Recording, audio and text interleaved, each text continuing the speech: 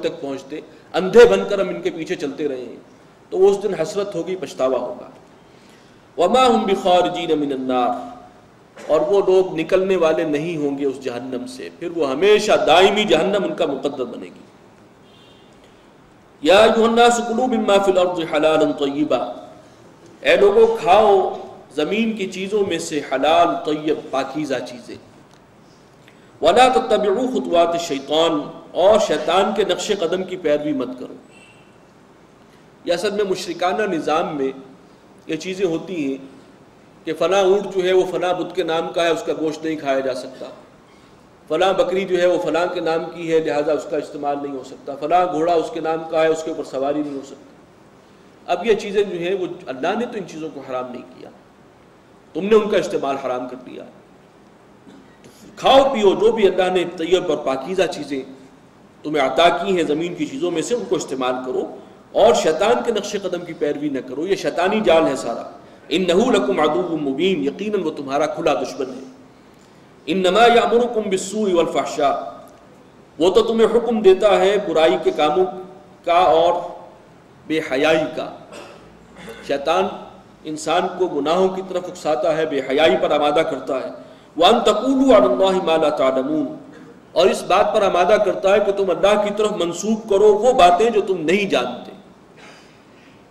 کہ یہ تو اللہ تعالیٰ نے ہمارے لیے حرام کر دیا ہے۔ احکام شریعت جو ہے اپنی طرف سے مرتب ہو رہے ہیں، حلال و حرام کا فیصلہ خود کر رہے ہیں اور نسبت دے رہے ہیں اللہ کی طرف، تو یہ بھی ایک بہت بڑی شیطانی چال ہے، فریب۔ وَإِذَا قِيلَ لَهُمُ اتَّبِعُوا مَا أَنزَلَ اللَّهُ، اور جب ان سے کہا جاتا ہے کہ پیروی کرو اس چیز کی جو اللہ نے نازل فرمائی ہے، اس قرآن کو مانو، اس کے پیچھے چلو، قالوا بل نتبع ما الفینا علیہ آباءنا، تو کہتے ہیں کہ نہیں ہم تو پیروی کریں گے اس چیز کی جس پر پایا ہم نے اپنے آباء و اجداد کو،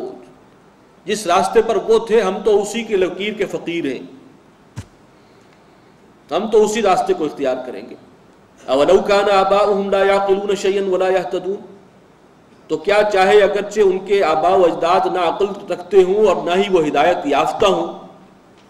تب بھی تم اندھے بن کر ان کے پیچھے چلو گے، انہی کی لائن کو جو ہے وہ اختیار کرو گے۔ یہ اللہ تعالیٰ نے عقل تمہیں کس لیے دی ہے؟ یہ سماعت ہے، بصارت ہے، یہ عقل ہے، یہ فطرت کے اشارے ہیں، کس لیے؟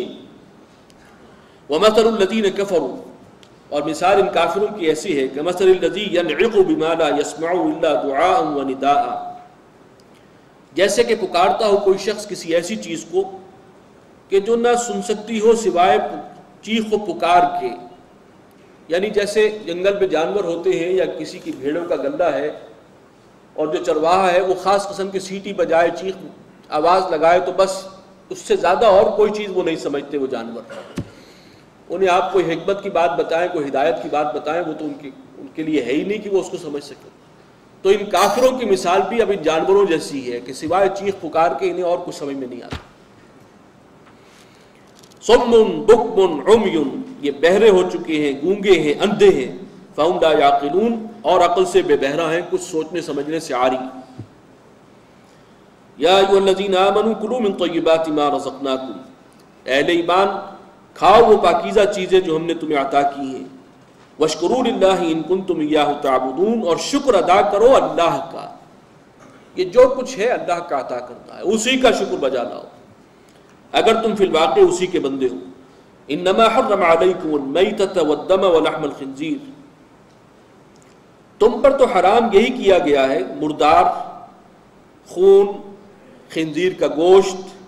وما اہل بہ لغیر اللہ، اور وہ کہ جس پر اللہ کے سوا کسی اور کا نام لیا گیا، یعنی حلال و حرام کی جو چیزیں ان کے ہاں معروف تھیں ان میں قرآن مجید نے کہا کہ اس میں سے حرام چیزیں صرف یہی ہیں۔ وہ کیا ہے؟ میتہ، مردار،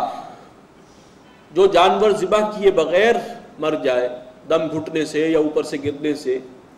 یا کسی بیماری سے، اور ذبح کرنے کی نوبت نہ آئے، وہ مردار کے حکم میں ہے، وہ حرام۔ خون حرام ہے، دم سائل، بہنے والا خون، ذبح کرنے کے بعد اگر گوشت کے ساتھ کچھ خون لگا رہ جائے تو وہ حرام نہیں ہے، لیکن ذبح کرتے ہوئے جو خون بہتا ہے وہ حرام۔ ولحم الخنزیر، اور اس کو حرام کیا گیا، یہ جو ہے یہ حرام اگرچہ پچھلی سابقہ جو ہے شریعت میں بھی تھا، یہود کے ہاں نصارہ کے ہاں بھی حرام تھا، لیکن بعد میں ان لوگوں نے اس کو حلال کر لیا، اور یہ مشرکین عرب کے ہاں بھی شاید حلال ہوگا، وہ سمجھتے ہوں گے، اس کی حرمت کے بارے میں بات آئی۔ اور ایک چیز اور حرام ہے کہ چاہے بظاہر وہ طیب ہے، جائز ہے، اگر اس پر اللہ کے سوا کسی اور کا نام لیا گیا، کسی بت کے نام پر، غیر اللہ کے نام پر، کسی کے نام پر بھی ہو، اللہ کے سوا اگر کسی کے نام پر ذبح کیا گیا ہے تو اس میں نجاست ہے، نجاست معنوی، شرک کی نجاست ہے، اور یہ بھی حرام مطلق۔ فمن اضطر غیر باغ ولا عاد، جو کوئی جس پر حالت اضطرار طاری ہو جائے، بہت ہی بے قرار ہو جائے بھوک کی وجہ سے، غیر باغ ولا عاد، نہ تو اس کا ارادہ ہو نافرمانی کا،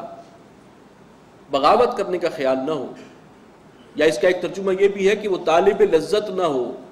یہ نہ ہو کہ وہ حرام مردار کا اس کو چسکا پڑ چکا ہو،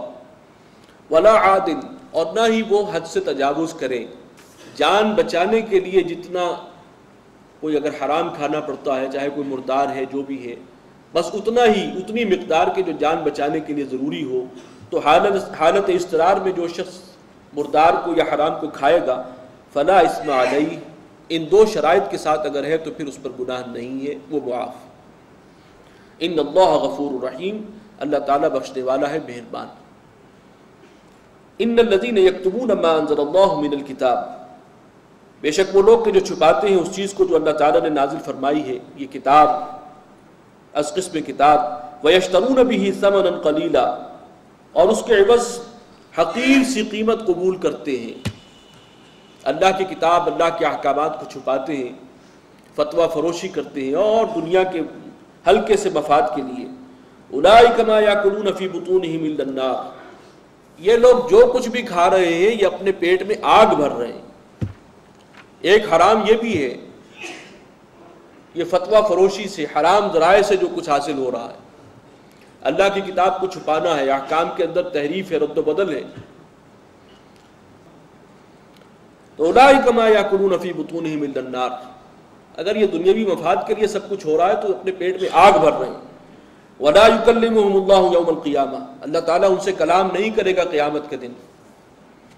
یعنی ان پر نظر عنایت نہیں کرے گا، وہ راندہ درگاہ ہوں گے۔ وَلَا يُزَكِّيهِمْ،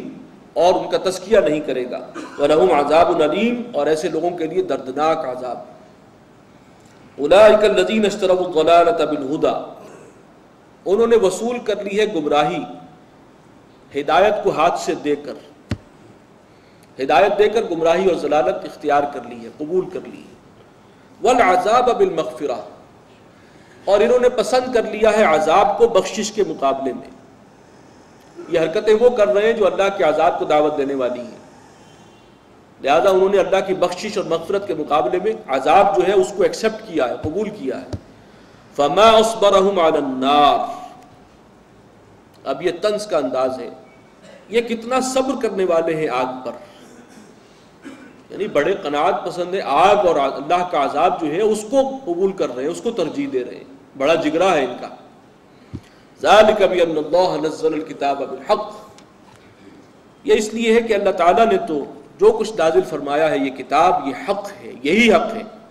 وان الذین اختلفوا فی الکتاب، اور جو لوگ اللہ کی اس کتاب میں، اللہ کے احکامات میں اختلاف کریں، اس میں اختلاف کا معاملہ کریں بدنیتی کی وجہ سے، لفی شقاق بعید، وہ یقیناً بہت ہی دور کی ضد میں مبتلا ہے۔ لیس البر ان تولوا وجوہکم قبل المشرق والمغرب، اس سے پہلے ایک آیت گزری ہے، وہ بھی طویل آیت تھی، جس میں 8 مظاہر فطرت کا ذکر تھا، آیت الآیات۔ یہ بھی ایک طویل آیت ہے اور اس میں ایک خاص مضمون آ رہا ہے، نیکی، حقوق العباد،